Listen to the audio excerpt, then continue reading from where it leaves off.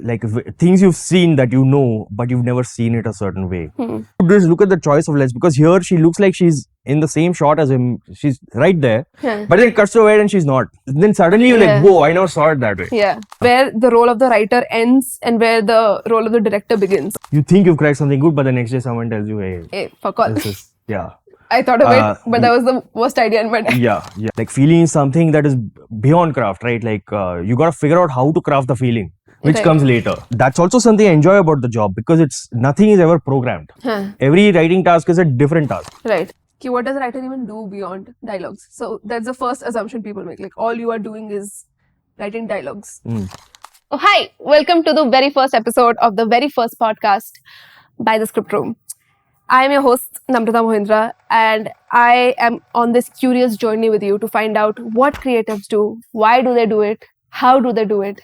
I'm as confused as you are, but please don't dwell on what I am here to do. Let's move on to where we are. We're at the Script Room office in Bangalore, and today we're going to get very up close in someone's personal creative space and ask stupid, dumb, complicated questions that I have been too afraid to ask my whole career. Please welcome our very first guest, who is a creative with 10 years of writing experience in advertising, which is twice more than I have, so he might have more answers than I do. He is an aspiring musician, a first bencher, one of the coolest people I know. Granted, I don't know a lot of cool people.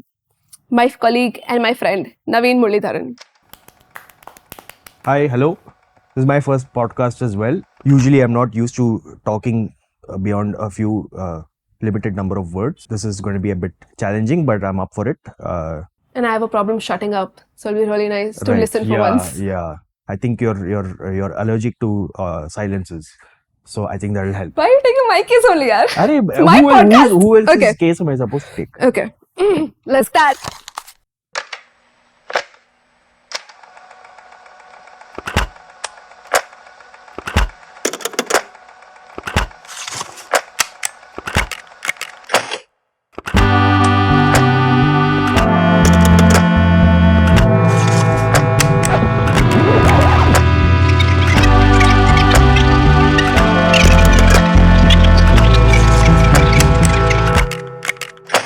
So one of the most popular questions in Script Room that I've noticed is, what are you watching?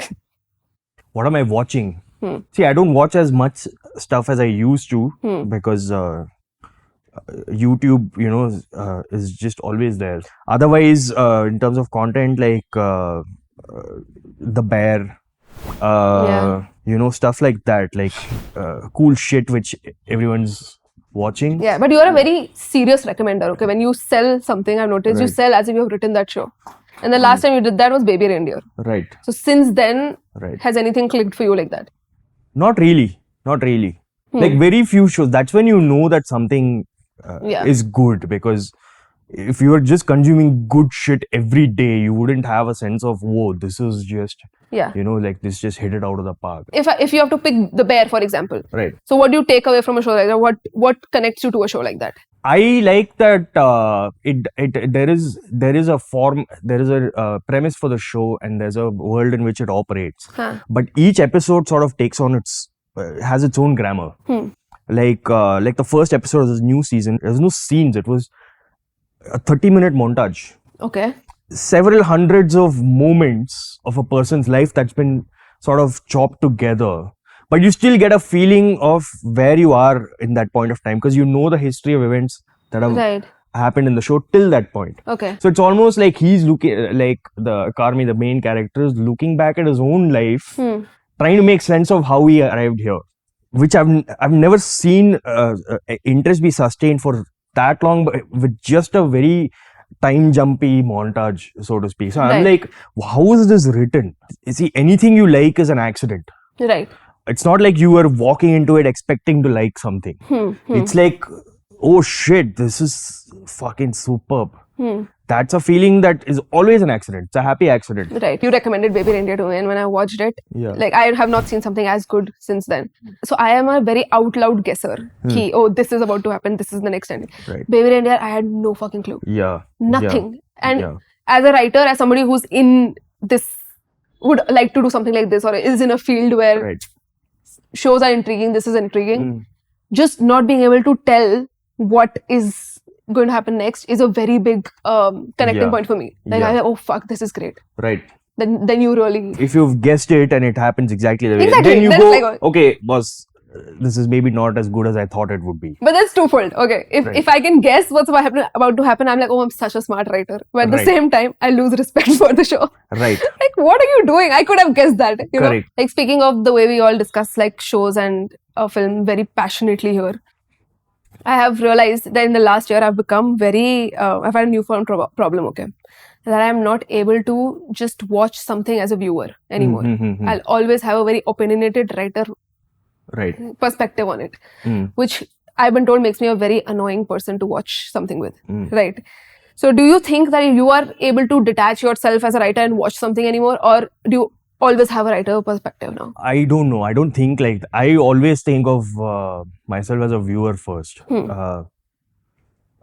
because I want to be affected by things. Because if I'm constantly wearing the writer's hat, I'm always like only interested in the craft and not the feeling of things.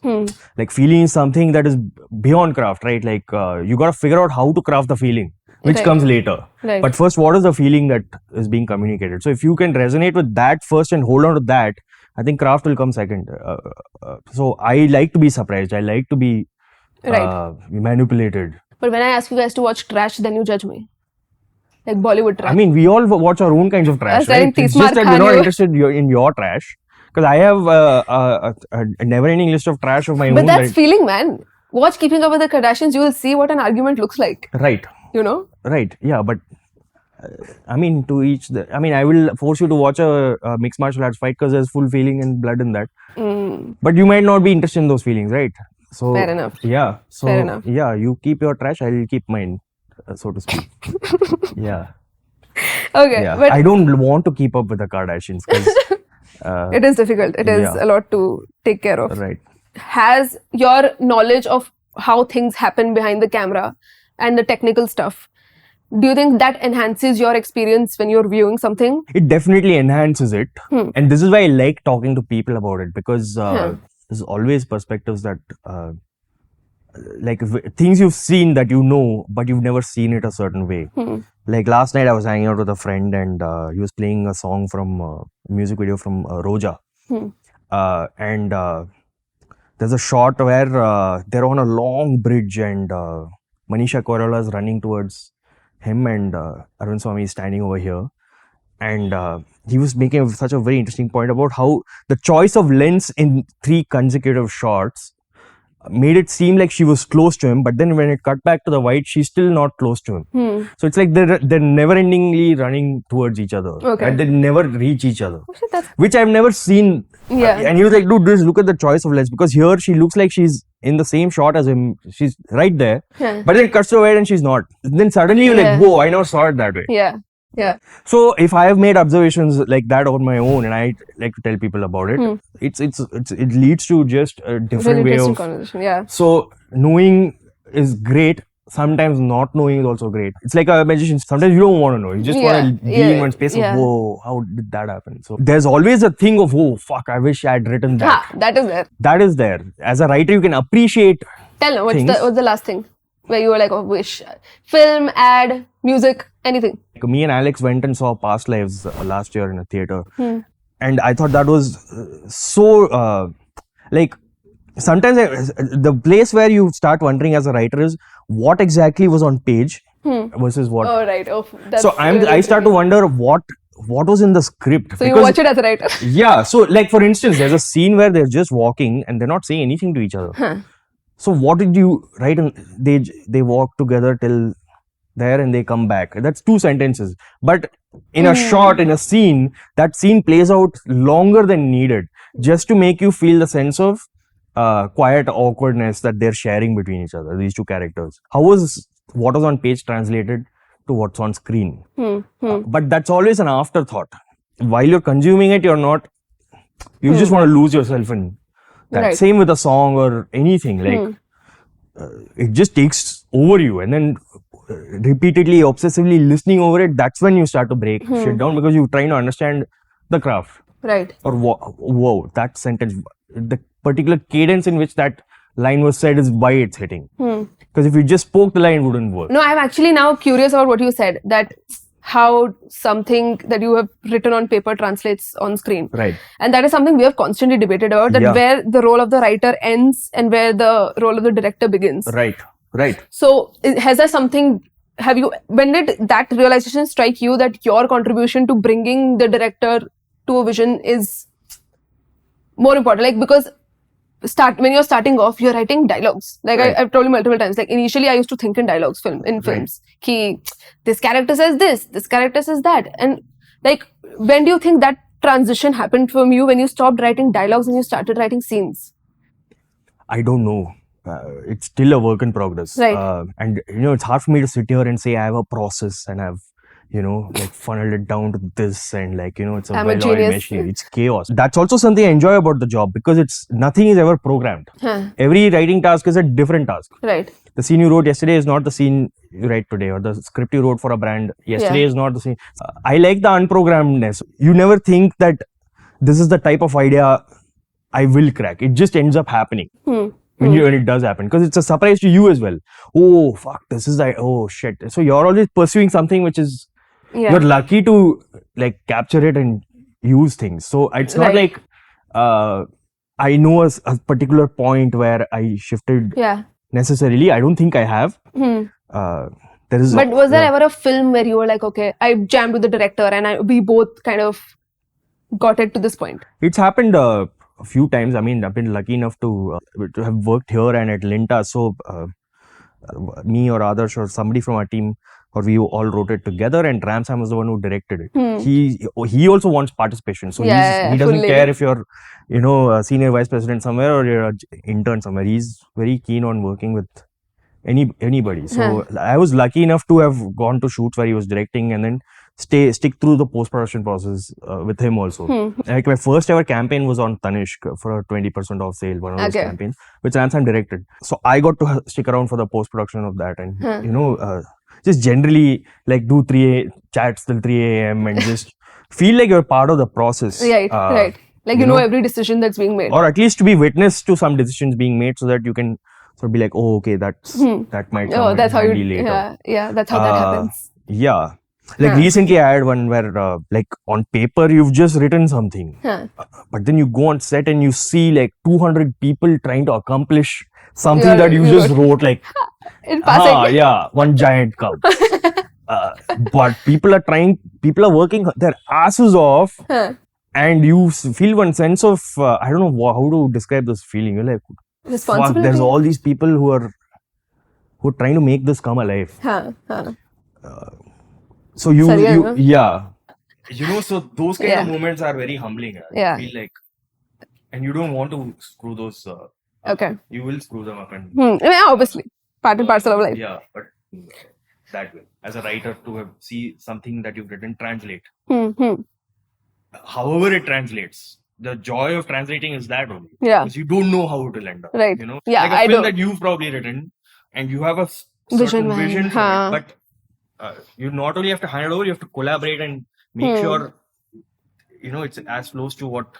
But it won't be. It will shape-shift and become its own thing. But if you're ultimately not happy with the end product, you will have a moment of, man, there was such a chance here. Where did I go wrong?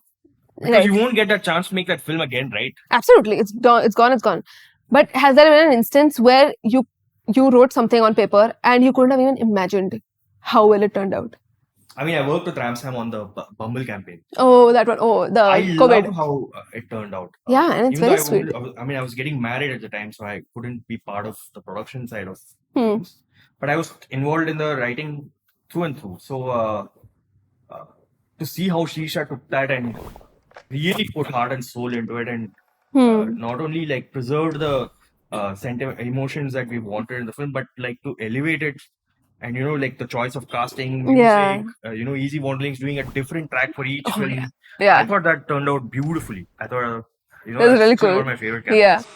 Now we'll move on to thoda serious existential questions and on writing. Something you would have wondered. Why can't they be funny existential questions? That depends on you. Okay. We'll start from your childhood. Like, do you... Whoa, okay. Like, what is a nostalgic ad for you? Like something. Jalebi. Dara Yeah. Dara oil, Cadbury, there where that woman runs on to the pitch. Yeah. But that ad, I always had a different point of view. I was Tell her. like, she's got no sugar high. That's why she's run on.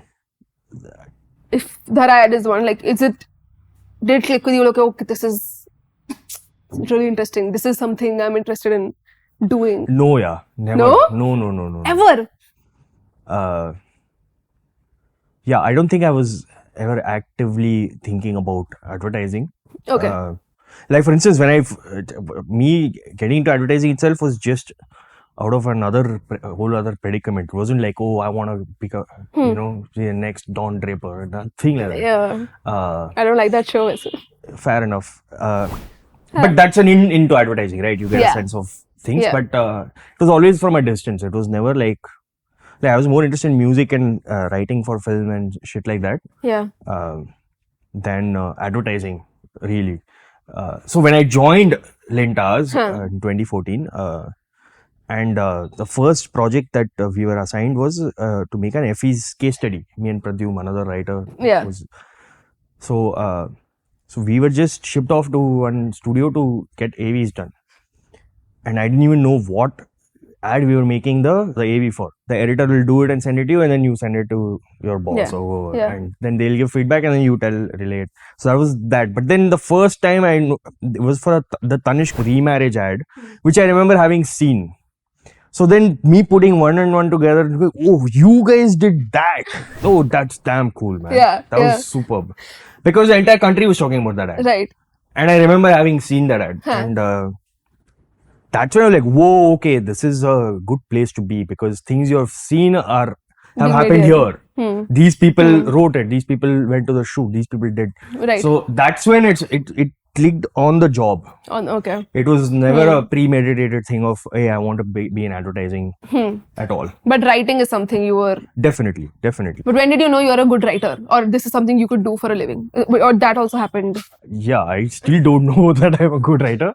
It was a day-to-day thing, just out of necessity of having to pay your bills and shit like that. But at the same time, I feel like all the things that, you gather information and you watch things and you listen to things and you read things and all the shit you accumulate somewhere comes in handy in advertising. True, absolutely. So it's a great outlet. I always saw advertising as like an orphanage for lost souls. Lost creatives. Yeah. I wrote some shit. I don't know what to make of this. Yeah. Come to advertising. Hey, I have this set of skills. I don't know. I've been doodling some shit. Yeah. I'm good at these 3 random creative things. Yes. What do I do? Who wants me? Advertising wants you. Exactly. Yeah. I see with that an ad, that Tanishq remarriage ad made you feel like, okay, I'm at the right place. This intrigues me. But entering advertising was per chance, but staying in advertising was a choice. Definitely. Like, do you remember a moment where you're like, this is not only something I can do, but something I want to do? Yeah. It was the people I was working with. It was a place. That didn't happen to me at all. Like your first internship at an agency where everything is happening. Yeah. All the cool shit is happening. All the work that people are talking about. That was right about the time when really, really good work was coming out. Right. Of Lintas. To be sort of starry-eyed in that sort of made me feel like, man, this is not what I thought it was going to be. There is a lot of cool shit here. There is a lot of opportunity here. Obviously, you're still gonna get your ideas bombed for years to come, but that's okay. Yeah. Because the very people who are bombing your ideas are the same people who are encouraging you. So there was a right place, right time, right mix of people, right culture. I met my wife there on the first day, so I'm like, I'm not going anywhere. Like I'm just gonna stay here. As long as they'll have me. Yeah. But at this time when you were hearing, I don't know if you guys used to have those advertising as toxic discussions. You didn't relate to that, like at the beginning of your career when it's the worst for a writer. No, so I think everything is sort of happened top down, right? So because and not to just talk about Transam because he's my boss or anything, but it's actually the truth. They all the people there have been through such toxic experiences in their advertising careers that this place they were like, no, we are gonna be like this. We'll make and this the right kind of collaboration, creative partnership, friendship, and talent, everything sort of came together in such a way that yes, day to day things were toxic, but the joy of cracking a script together, which everyone is excited about, was what made you want to come back to work the next day. So just being witness to that shit and being part of those conversations, even if you're not actively contributing to some of them, and yes, sometimes you do. You're really lucky because everyone's rite of passage in advertising is to go through a really bad time, but they stay for the craft. But having the right people, good people to work with is just next level, outweighs everything bad that's happening. Right.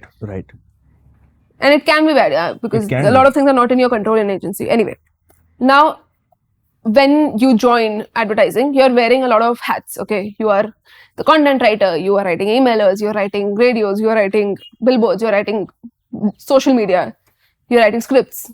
Very few scripts, but you are writing scripts. Like one, in my experience, I wrote one script a year before. Oh yeah? Yeah, okay. I was. Yeah, because there's a shitload of other shit jobs stuff to do. Yeah. Like also because like retainer brands, so there's too much factory happening. Out. Yeah. When did you know that script writing is something you want to focus on or delve into more than content writing or writing screenplays or even like writing lyrics? You know music, you know writing. Right. Why not that? Right.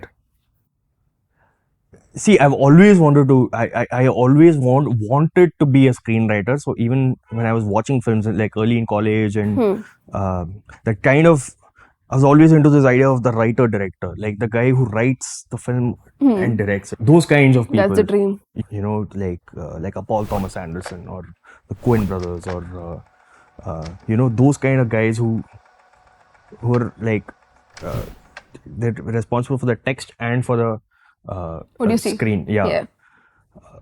But obviously the kind of things I was trying to write, it was not reflecting. I didn't know how to write a screenplay. Right.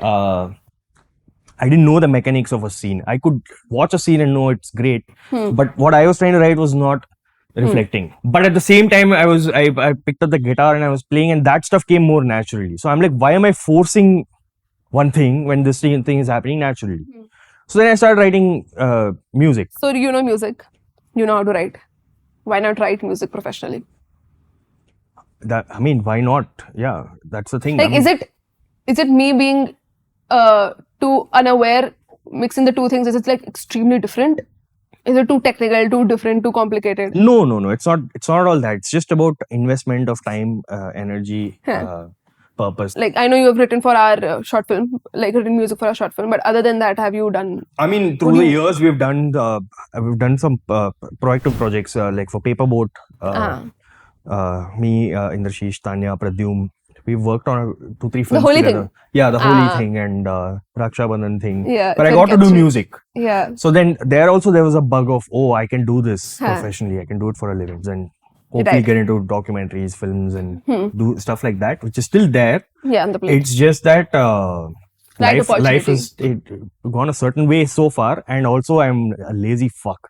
So I've maybe not done justice to the time that I've had. Do you think laziness is a trait that just is a part and parcel, which I'm saying a lot, is part and parcel of being creative, or do you think it's just... That's also the time where you absorb things. Like, we always think output, but you also need time to absorb shit, man. So that comes out of time, laziness, like of doing something. I'm just gonna take. But then there comes a moment where you're inspired by something, or some idea catches you and you're like, man, this has to be expressed. Right. That's when you do it. Right. It might not look like hard work, but there is. Apparently you burn the most calories when you're thinking. Right. Yeah. I don't know why I just said that. So when I joined advertising, one of the most baffling things to me was how to come up with an idea. As stupid as it sounds. And I went to advertising school.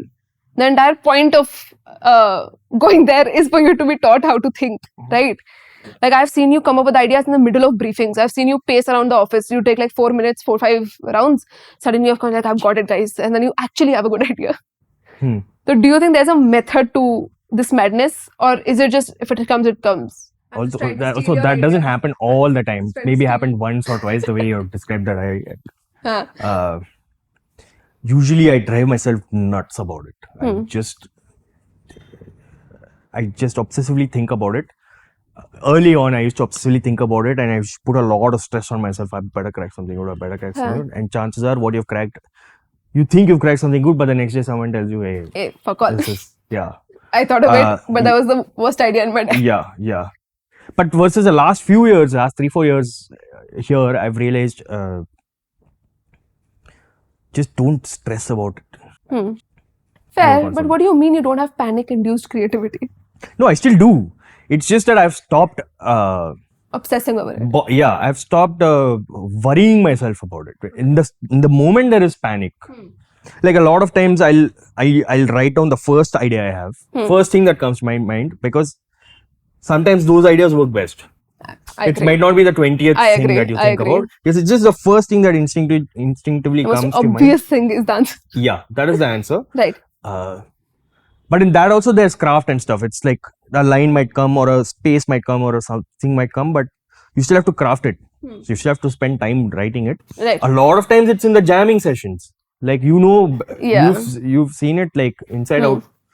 Like when we sit together and jam is when sometimes someone says something which takes you somewhere. Like which is. But it's you guys, It's this office no, I have seen. I know, but I have a very limited experience. But it's also you guys. You guys are just sitting and throwing ideas at each other. And I've said this before also. Like when I am in a jamming session, my default setting is to go to listening. Right. Okay, I can't think. Sadly, at this point, I can't be like, oh, Navin said A, that makes me go to B. That Ramsan said C, that makes me go to Z. You know, my brain doesn't work like that. I'm listening, which is why I would much rather have a minute to myself, think about it, have some initial thoughts, then come and fight it out with you guys. That, okay, this is why this is nice. Fair enough. Like early on, even I used to be like, I used to think writing has to be a very isolated thing, and you have to do it on your own, but it just stops being fun, you know, like sometimes. So it's helpful to have, because at the end of the day, you're trying to write stuff that somebody else will like only. And who better to have than other writers there who also have such tendencies and inclinations, so that we can all bounce off of each other, and at the end of the day, you've created something and you feel good about it. You're like excited about it. You're like, no, I'll write this because I want to. Or, you know, no, I said this line, so I want to. You want to be possessive about it. When was the last time this happened for you? Every other day. I mean, whenever we have something that we have to turn around immediately, we end up sitting outside and jamming. Right. For me, it was PhonePe, the first motor insurance campaign with Alia and Dulkar and Amit. I remember all of us were sitting outside. Yeah. Of course, ticking time bomb. And there was just some weird energy that happens with panic, with 3 a.m. crying. But all of us were like throwing 10-seconders at each other. Right.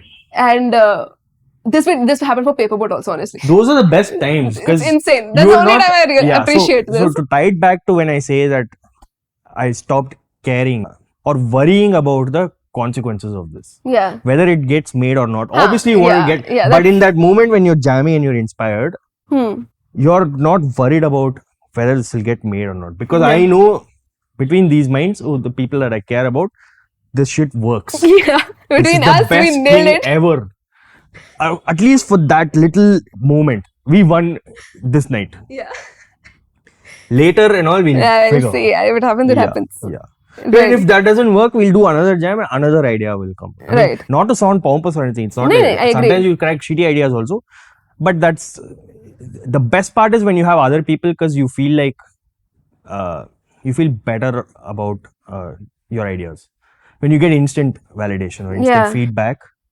Hey, I like that, but you know, that could change it. Oh, I never thought about it that way. Or somebody says, but what if we use this kind of a track?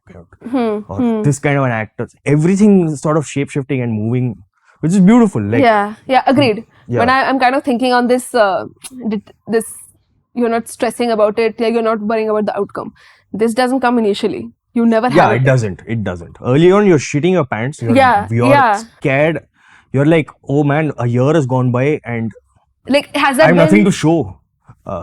Man, I better have something. You're putting pressure on yourself. Yeah. But everyone has a script. Everybody has a route. I need to have a route. I need to have a script. Correct. But more than that, I'm actually asking about, has there ever been an idea which you were sold, man? You give that idea your everything.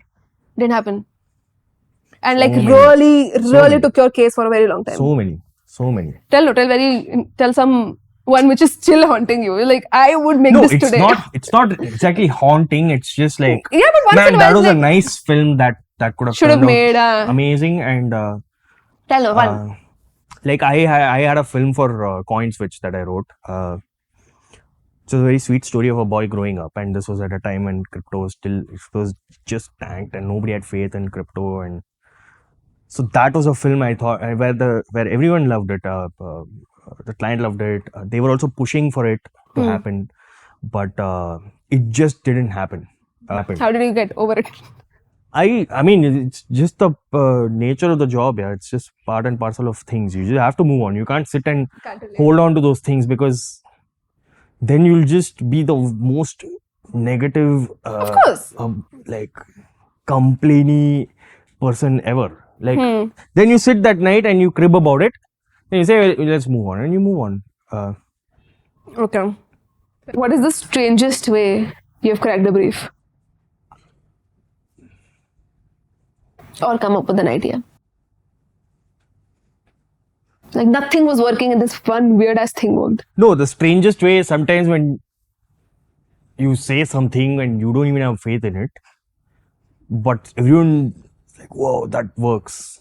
Right. Which has happened very rarely, like handful of times, but where you're also like, really? This? I have a very strange tip. Okay. Headstand. And think of ideas. So when you're upside down, blood rushes to your brain, and I don't have any technical proof of if it works, but it works, man. Yeah, it worked for you? Obviously, it worked. It's my last solution for everything. Okay. Try it sometime. You do, okay, so you do this at home, basically. Yeah, of course. You will not do an headstand in the office. Is it, you use it just to crack ideas, or do you have generally interesting thoughts when you're headstanding? Ideas, man. Yeah? It works like a charm. Why do you think? Because blood is rushing to your head and, okay. There has to be biological proof on where it works. You should do an entire series on just that, yeah. Headstand and ideas. Yes. That should be the name. Correct. Now, like if you like you said, you worked with a lot of interesting people, a lot of people who've inspired you. What do you think is the most inspiring piece of advice you've received in your career that's really stuck with you? Man, such a difficult question. Ekdam se mood changed. Just baat badal gaye. I also think. Like Ramsam, when I first joined Script Room, he used to say, everyone has ideas. Everyone has ideas. Nobody invests in the form. Because everyone is always only excited about the idea, but what about the script, or what about the final form of this? What shape it's going to take? We've had so many arguments about it. Yeah. Another thing is write what you know. Oh, that was a question coming. Yeah. Write what you know. Write from your own experiences. Right. Because that stuff can't be made up. That then there's a sense of realness to it. It sounds believable. Yeah, absolutely.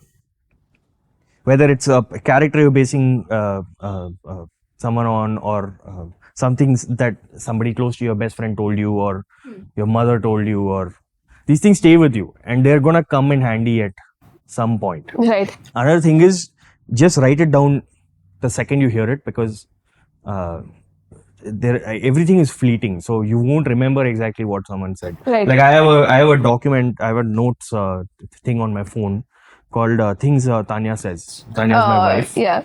Like sometimes just randomly in the strangest of places she'll say off one sentence and I'll be like, that is damn interesting. Yeah. And that can be wrong also. Yeah. Politically incorrect. Yeah.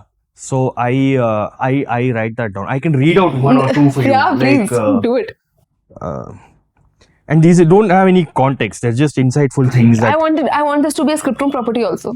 we were talking about the culture right now and Yeah.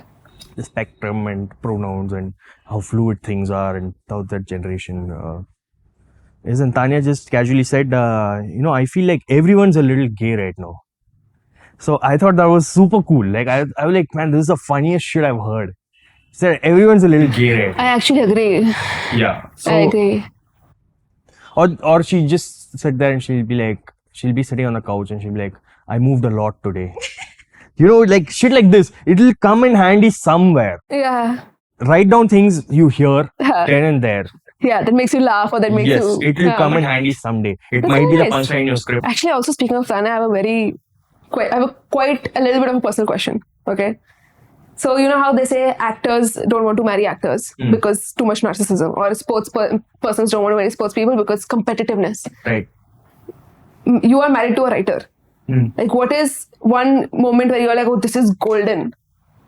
And one where you're like, oh my God, I can never get away with it. You always have a jamming partner at I by feel your like side. it's a cheat code, man. I feel like every time you come to the office, you're like, I talk to Tanya and I'm like, yaar. Yeah, so that is there. Like I run almost everything past her. She runs whatever she writes past me. It's like good bouncing board to have. Trust each other's instincts and we like each other's writing. And so that is great to have. The downside of that is sometimes it's her idea and I have to sit here and pretend like it's mine. Sometimes I do tell actually, what, that was my wife who said it. You always admit it, yeah. Then you're like, I should have thought of that.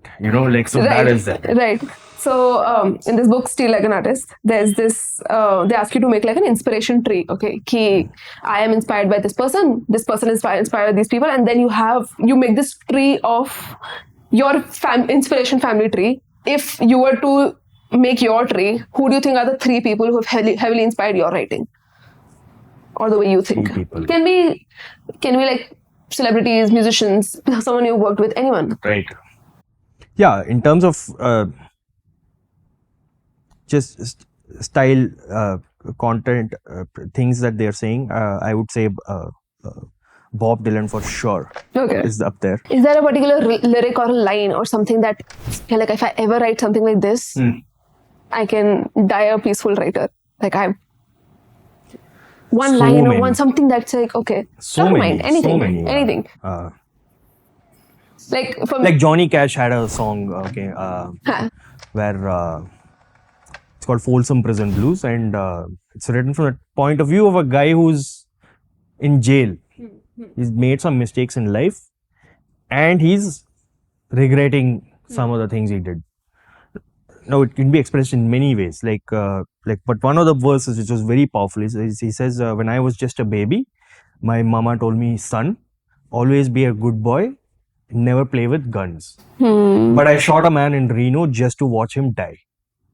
Yeah. Now I'm in Folsom Prison, and I hang my head and cry." Okay. This is a very country song. Yeah. But the way he articulated and stuff just hits you, man. Yeah, how do you come up with that? I want to write shit like this. Succession. I mean, there's so many great lines in that show. It's like, what do I pick? I want to do everything. Yes. I want to write a show, I want to write a film, I want to do everything. I want to write a song. Yeah. I would love to write a song. Yeah. If you ever make one. Yeah. Why not? Again, so a lot of people ask me, a lot of people being my father, what does a writer even do beyond dialogues? So that's the first assumption people make. Like, all you are doing is writing dialogues. So how would you explain our job to someone who has never been on a set, never will be on a set, only sees what they see on TV? What do we do? Say we write the ad and we go for the shoot and we see how it's made. And then if we have inputs, we give that input. Then we're involved in post-production where it's edited, music is made, the stuff is made. Then we present it to client, then we hear their feedback, then we fix that stuff. Then what you see is the end product of... See, Dad, I can't do it from home. Next question. And how was your first experience being on a set? You actually, for your first shoot, you actually don't know what you're doing. You're just like, you're there. You're fascinated. Man. Yeah, you are. You're at a shoot, right? You're there to work, but you're you don't know what exactly you can do.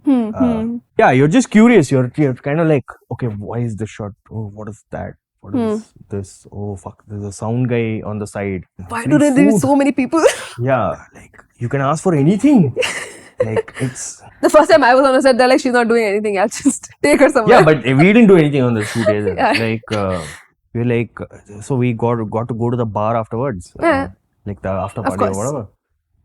So like, so you're seeing, I can order anything. I can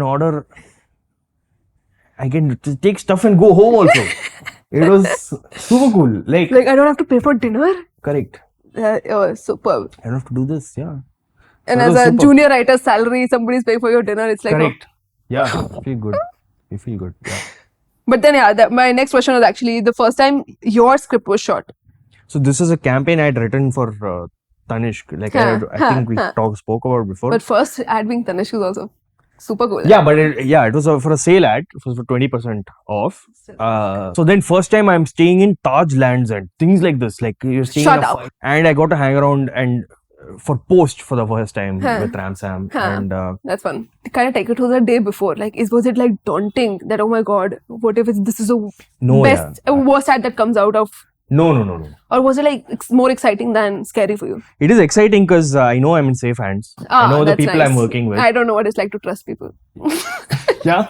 Why is that, Namrata? No, I mean, let's go now to the next question. Change Can you recall like a film or a shoot where you were suddenly out of character taking charge? You were like, nahin yaar, that's it. I have to say something. Or you're like, fuck seniors, fuck everything, fuck whatever. It actually happens when there are no seniors there. You're the guy who's been sent there. Right. So you feel a sense of responsibility from talking to the director to talking to the producer to everything, to selling the script to the client, so that even the client looks at you like, okay, this is the guy who's been writing and talking to us. So this is the person who we should talk to if we feel. Because if we don't address in that moment, that shot is done, they moved on to the next shot. And it's your film. So you want that certain expression or that thing in the background is bothering me, or you need to be able to communicate that shit. Versus, has it ever happened that you have said something and you've been like, oh, I was so wrong. I should have kept quiet. 100%. It's always... Is there an instance that comes to mind? Are you asking me if I feel stupid? Sometimes 100%. Yeah. Like, I was thinking of a nicer way to ask the same question, but I can't be so wise, no. Like, I'm not a... Yeah. Absolutely. Yeah, your job is to communicate and say, I don't think this face works. I think we should try a different piece of music or find the reference for that piece of music. Whatever it is, however you've seen it in your head, how close can I come to communicating it with whoever it is, whether it's a director or producer or... Have you ever been starstruck by a director or a celebrity? They were like, oh, I don't know what to do. No, like I'm a big Prakash Verma fan. Yeah. I have seen his ads. Like you were asking me, do you remember ads from your childhood and back in the day? Hutch and Vodafone were the deal. I mean, they were super cool. Then to find out that this is a person, then I was like, following his work a lot. Yeah. Like the first PhonePe campaign that we did with Prakash Verma, like 2-3 years back, we did a 10 ad campaign and super cool ads. The car one, where the car, that's the one. Super. And but I didn't get to go for the shoot because I was on other projects, but I was involved in the writing of it. But I went for the presentation, the first film presentation, the client film presentation, and me and Pradyum sort of walked in there and into Nirvana's office, and Verma sort of just looked at us and he asked one of, I think Ram Sam or someone, he's like, did these two boys help writing this? And so I said, yeah, they're thoroughly a part of it. And then Verma just gave us fist bumps, and that felt amazing. I like, man, this is a great moment. I made it. Yes. But yeah, those are small moments where you feel like, okay, you feel good, you feel acknowledged. Yeah, you're good, doing good work. And now we have just one last question for you. Maybe you've already answered this, and secretly, what are you most proud of? Something that you've done. See, it's hard to say. I don't think I have one piece of work which, this piece, it's a day. The next film you crack you will always want it to be the best thing you've cracked. I'm just lucky that I've gotten to be a part of a lot of projects where I've played a part or it was my idea or whatever.